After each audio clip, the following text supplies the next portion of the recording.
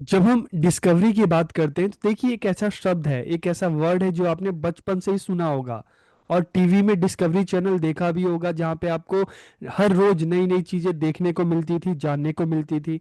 और जब हम डिस्कवरी से डिस्कवरी मेथड पे आते हैं तो स्कूल में पढ़ने पढ़ाने का एक तरीका है। जैसे लेक्चर मेथड की हमने बात की थी तो वहाँ पे मेन रोल किसका होता था? टीचर का होता था। लेकिन डिस्कवरी मेथड में अगर हम बात करें, यहाँ पे मेन रोल किसका है? प्राइमरी रोल किसका है? बच्चों का है। यहाँ पे टीचर बच्चों के सामने एक टॉपिक प्रॉब्लम के रूप में रखते हैं, जहाँ पे बच्चा खुद से सर्च करता है, खुद से जानता है, खुद से चीजों को सीखता है और अपनी ज्ञान का निर्माण खुद से करता है। क्या सही है, क्या सही नहीं है, जो राइट इंफॉर्मेशन होती है बच्चों को अपने खुद के एफर्ट से पता चलती है। तो आज की इस वीडियो में टीचिंग ऑफ सोशल साइंस में हम डिस्कवरी मेथड या खोज विधि की बात करने वाले हैं। तो वीडियो को पूरा देखिए और लास्ट में कमेंट करके अपना फीडबैक जरूर दीजिएगा। तो वीडियो को हम शुरू करते हैं। आज का हमारा टॉपिक है discovery method in social science teaching की सामाजिक विज्ञान शिक्षण में खोज विधि। तो देखिए जब हम डिस्कवरी मेथड की बात करते हैं, खोज विधि की बात करते हैं, तो this is a student centred method की है, विद्यार्थी केंद्रित विधि है। इसको स्टूडेंट सेंटर्ड हम इसलिए कह रहे हैं क्योंकि यहाँ पे मेन रोल जो होता है वो किसका होता है? स्टूडेंट का होता है। जब हम टीचिंग लर्निंग की बात करते हैं तो यहाँ पे मेन रोल होता है स्टूडेंट का। टीचर का काम क्या होता है? सिर्फ बच्चों को गाइड करना, सीखना बच्चों का अपना, बच्चे खुद से सीखते हैं, बस टीचर बच्चों को गाइड करता है यहाँ पे। तो in this method student acquire knowledge through their on exploration, की इस विधि में विद्यार्थी स्वयं खोज कर ज्ञान प्राप्त करते हैं। In this student themselves discover facts principle and concept, की विद्यार्थी तथ्यों, सिद्धांतों और अवधारणाओं की खुद से खोज करते हैं। टीचर का रोल क्या होता है? सिर्फ एक फैसिलिटेटर का होता है, सिर्फ एक गाइड का होता है। और इस मेथड को दिया किसने था, प्रस्तुत किसने किया था? तो जेरोम एस ब्रूनर ने इस सिद्धांत को प्रस्तुत किया था। उन्होंने माना, क्या माना?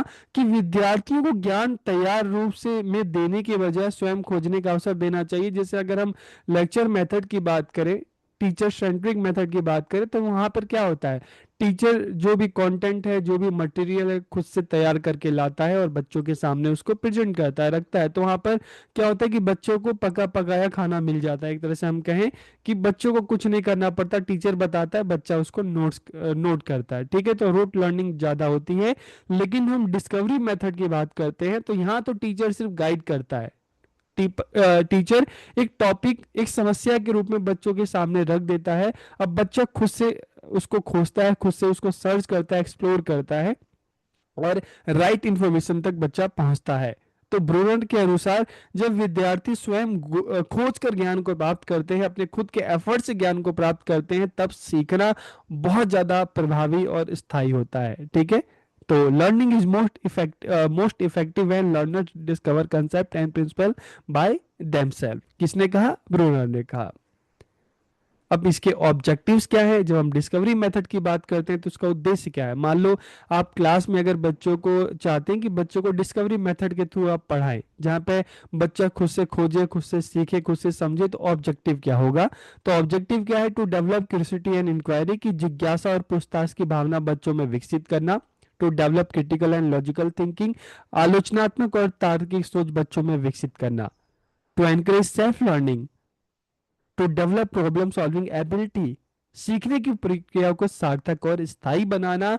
And to develop scientific attitude, की वैज्ञानिक दृष्टिकोण विकसित करना, किसमें? बच्चों में करना, ताकि बच्चे हर चीज के पीछे जो एक फैक्ट है, जो एक रीजन है, वो बच्चों को पता चल सके।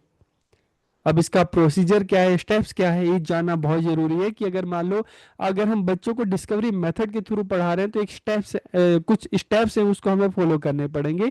जैसे पहले हम इन स्टेप्स को देख लेते हैं, फिर एक एग्जाम्पल के थ्रू आप इसको अच्छे से समझ जाएंगे। तो स्टेप वन क्या है? Selection of the topic problem, समस्या या विषय का चयन करना।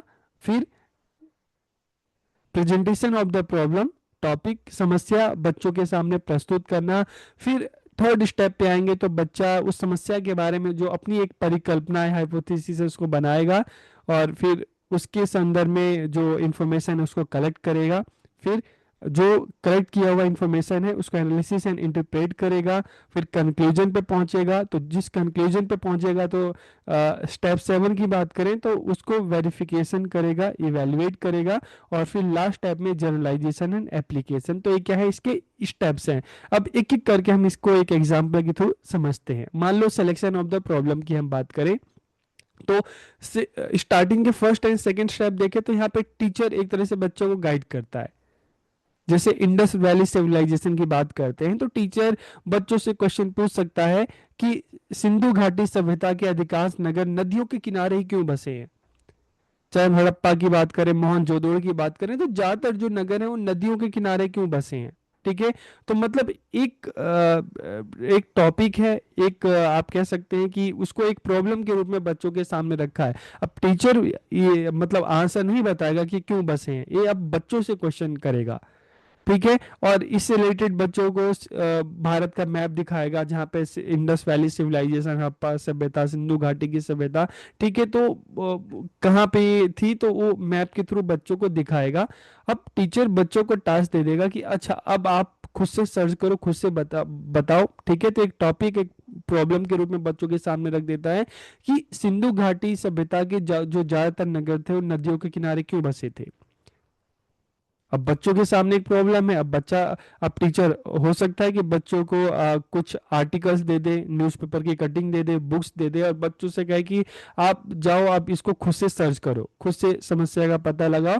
तो थर्ड अगर पॉइंट पे हम आते हैं, तो हाइपोथेसिस फॉर्मेशन। तो बच्चा क्या करेगा, सबसे पहले स्टूडेंट मेक अ गैस, एक गैस करेगा कि अच्छा ज्यादातर जो सिंधु घाटी सभ्यता के नगर थे वो नदी के किनारे क्यों बसे थे। हो सकता है, जैसे हम हाइपोथेसिस कहते हैं ना, तो एक तरह का गैस होता है, शायद पानी, खेती या व्यापार की सुविधा के कारण करता होगा। मतलब कंफर्म नहीं है, बस एक गैस लगा रहा है, शायद इस वजह से ज्यादातर जो नगर है सिंधु घाटी सभ्यता के वो नदियों के किनारे बसे थी। तो सबसे पहले सिलेक्शन ऑफ द प्रॉब्लम, फिर टीचर उस प्रॉब्लम को बच्चों के सामने प्रेजेंट करता है। ठीक है। फिर अब बच्चा उसको सर्च करने के लिए सबसे पहले क्या करेगा, हाइपोथेसिस फॉर्मेशन करेगा, परिकल्पना का निर्माण करेगा। क्योंकि जब आप परिकल्पनाएं बनाते हैं ना, तो उसी के बाद उसको ढूंढने के लिए फिर आप आगे बढ़ते हैं। ठीक है। तो पहले आप हाइपोथेसिस बनाएंगे कि अच्छा ये हो सकता है। ठीक है। एक और एग्जांपल लेते हैं। मान लो 1857 की अगर हम क्रांति की बात करें, तो टीचर पूछ सकता है कि अच्छा बताओ 1857 की जो क्रांति है उसके क्या कारण थे। बच्चों ने झांसी की रानी का नाम सुना है, ठीक है, तात्या टोपे का नाम सुना है।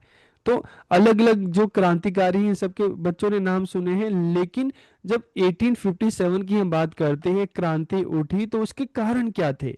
तो अब बच्चा हाइपोथेसिस फॉर्मेशन तो सोचेगा यार कारण, हाँ अंग्रेज बहुत परेशान करते थे, तो अंग्रेजों से सब परेशान होके ही उन्होंने क्रांति की होगी। तो एक हाइपोथेसिस होता है। ठीक है। और उसके बाद इस हाइपोथेसिस का पता लगाया जाता है क्या सच में यही कारण था। फिर हम नेक्स्ट स्टेप पे आते हैं, कलेक्शन ऑफ फैक्ट। तो फिर अब बच्चा क्या करेगा, चाहे हम हड़प्पन सिविलाइजेशन की बात करेंगे, चाहे हम 1857 के जो क्रांति थी हम उसकी बात करेंगे। ठीक है। तो बच्चा क्या करेगा, कलेक्शन ऑफ फैक्ट्स। बच्चा अलग अलग स्रोतों से, चाहे हम लाइब्रेरी की बात करें वहां पे बुक्स, मानचित्र, अलग अलग स्रोतों से क्या होगा उसके बारे में इंफॉर्मेशन को कलेक्ट करेगा।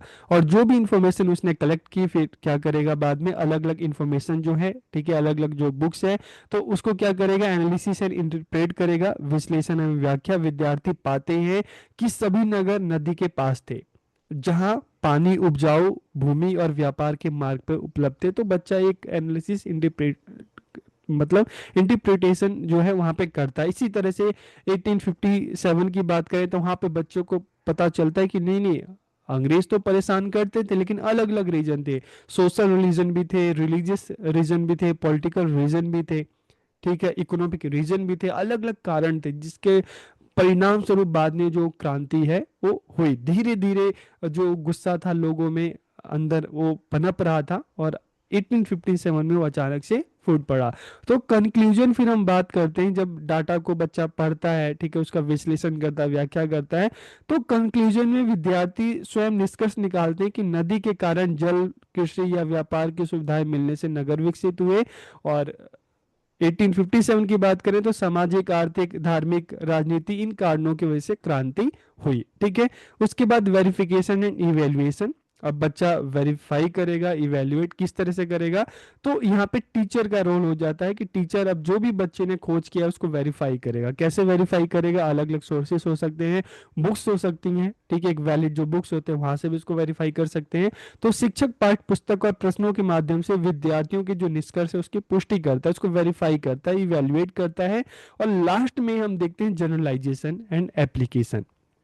अब बच्चा जो भी इंफॉर्मेशन बच्चे को मिली है इस डिस्कवरी से, बच्चा उसको दूसरे टॉपिक के साथ, अन्य विषयों के साथ जनरलाइज कर सकता है। जैसे अगर हम रिवर की बात करते हैं कि ज़्यादातर नगर जो है नदियों के किनारे क्यों विकसित हुए हड़प्पन सिविलाइजेशन में, तो बच्चा उसी बेस पे निकालता है कि चाहे हम देखते हैं दिल्ली को देखते हैं, कोलकाता को देखते हैं, वाराणसी को देखते हैं, पटना को देखते हैं, ये सारे जो नगर थे ये किसके किनारे विकसित हुए? सब नदियों के किनारे ही विकसित हुए।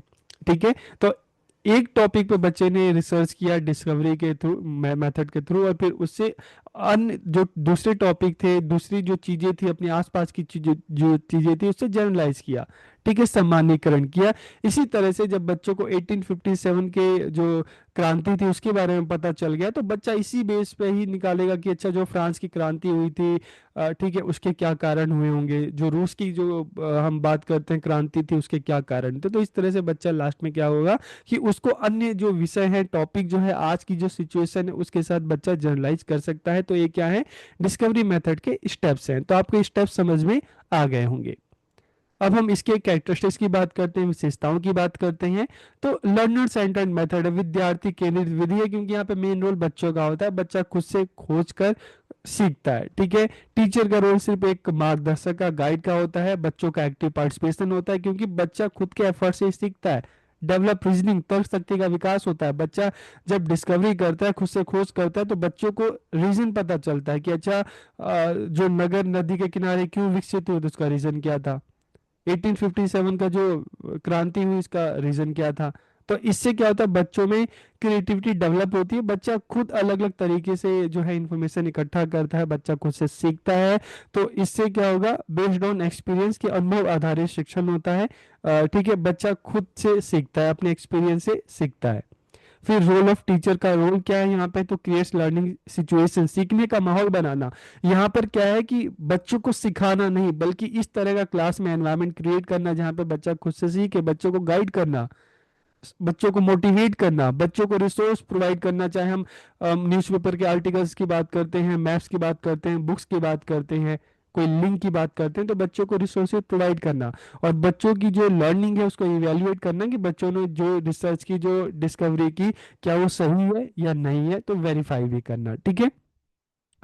स्टूडेंट का क्या रोल है, तो ध्यान से देखना जो भी टीचर, जैसे स्टार्टिंग के 2 स्टेप की हम बात करें ना कि सिलेक्शन एंड प्रेजेंटेशन, तो ध्यान से देखना, ध्यान से सुनना, क्वेश्चन करना, फिर हाइपोथेसिस बनाना, डाटा को कलेक्ट करना, एनालाइज करना, फैक्ट्स को कंक्लूजन निकालना, और जो फाइंडिंग्स है उसको प्रस्तुत करना कि उसने क्या फाइंडिंग, क्या निकाला, क्या उसको पता चला। मेरिट्स एंड डिमेरिट्स की अगर हम बात करें, तो लर्निंग बिकम्स परमानेंट, जब आप खुद से करके सीखते हैं तो आपकी लर्निंग परमानेंट होती है, आपकी क्यूरियोसिटी डेवलप होती है। इंप्रूव लॉजिकल थिंकिंग, तार्किक सोच बेहतर होती है, जब आप खुद से अलग अलग रिसोर्सेज से इंफॉर्मेशन को कलेक्ट करते हैं, आप एक कंक्लूजन तक पहुंचते हैं, तो आपको हर चीज के पीछे का एक लॉजिक पता चलता है। ठीक है। आप उसके कारणों को बताने योग्य हो जाते हैं, तो लॉजिकल थिंकिंग आपकी बेहतर होती है। इनकरेजेस इंडिपेंडेंट लर्निंग, स्वतंत्र अधिगम को बढ़ावा मिलता है, आप टीचर के भरोसे नहीं रहते, आप खुद से चीजों को सीखते हैं। इससे आपका आत्मविश्वास बढ़ता है, आपकी जो क्रिएटिविटी है प्रमोट होती है, आपके अंदर प्रॉब्लम सॉल्विंग स्किल डेवलप होती है। मेक लर्निंग इंटरेस्टिंग, लर्निंग जो है इंटरेस्टिंग होती है, उबाऊ नहीं होती। और बच्चों का पार्टिसिपेशन बिल्कुल एक्टिव होता है, और रिसर्च एटीट्यूड भी बच्चों का डेवलप होता है। लेकिन कुछ डिमेरिट्स की बात करें, टाइम बहुत ज्यादा लगता है। ठीक है। हर एज ग्रुप के लिए ये ठीक नहीं है। ठीक है। और टीचर के लिए भी है कि it requires careful planning and guidance from the teacher, कि इसमें शिक्षक को सावधानी पूर्वक योजना और मार्गदर्शन करना पड़ता है। अगर टीचर इसमें अगर सीरियस नहीं होगा तो फिर बच्चा भी ठीक से नहीं सीख पाएगा। तो इसमें संसाधन एवं शिक्षण सामग्री की आवश्यकता अधिक हो सकती है, और अगर मार्गदर्शन टीचर का सही नहीं मिला बच्चों को, तो फिर ये विधि फिर कारगर नहीं होगी। तो आज के इस वीडियो में हमने डिस्कवरी मेथड की बात की, इसके कंसेप्ट को हमने जाना, ऑब्जेक्टिव की बात की, स्टेप्स की बात की, क्या कैरेक्टरिस्टिक्स हैं, क्या मेरिट्स हैं, क्या डिमेरिट्स हैं, इन सभी पॉइंट्स की बात की। तो वीडियो आपको कैसा लगा कमेंट करके जरूर बताइए। आप सबका बहुत बहुत धन्यवाद।